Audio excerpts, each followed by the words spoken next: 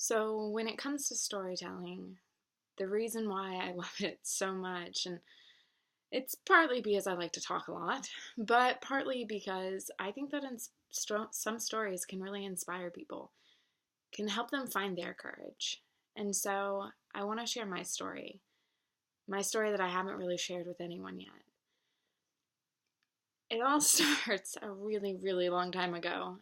When I was younger, people would say I was shy or maybe withdrawn. I didn't really share a lot with people. And a big part of that was I felt different from everyone else. I felt like nobody else understood me. And maybe that's teenage angst. Maybe that's simply the new generation of millennials.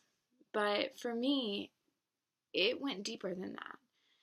There was this piece of me that in the back of my mind, I could never get it to stop talking and to stop saying, you should just kill yourself. This world would be much better off without you. I never felt like I belonged here on this earth. I never felt like I was meant to be here, that maybe some mistake was made and I was going to be miserable for the rest of my life because of something maybe I did. I hated myself. I hated everything. And it wasn't until college that it really started getting bad.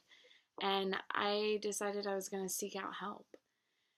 And so one week after I joined a sorority, I'm sorry, I have a puppy in my lap who would love to say hello. Um, one week before or after I joined my sorority, I started seeing a therapist, and she and I started talking about everything that I'd been feeling for so long. And I was diagnosed with manic depression 2, or bipolar disorder. And for me, that was devastating. I felt like a freak. I felt like I would never be okay, that there wasn't an end in sight. It nearly killed me. And so for the next few years, I struggled every single day with this idea that I was going to be a freak.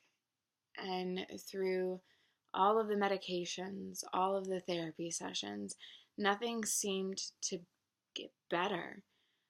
And that voice, the voice that said, you should just kill yourself, never went away. And so I learned to live with it.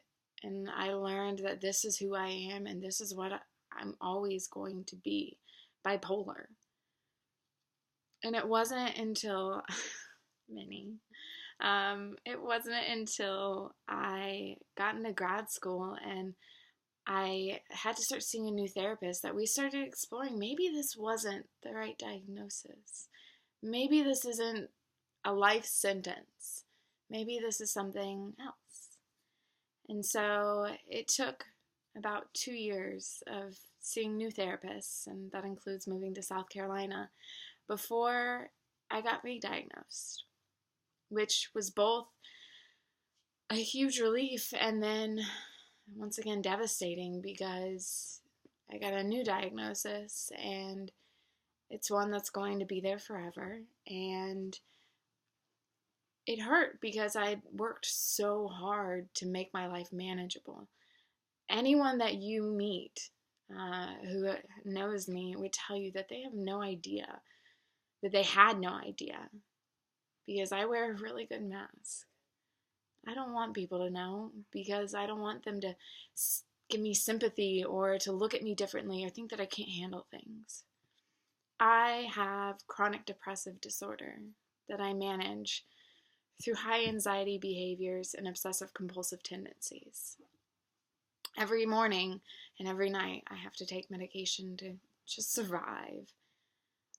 I see a therapist every other week. I try so hard to figure out how to manage this life. But through all of this, the one thing that's been constant is hope.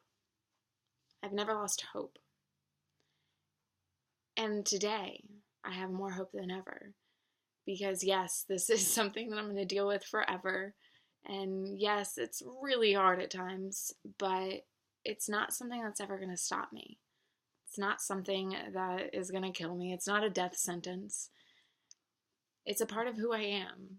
And I can be a dog mom, and I can be a cat mom, and be a teacher, and be all of these things, and still have depression, still have anxiety, but I'm never going to let it stop me. And so that's my story, part of it at least. Thanks.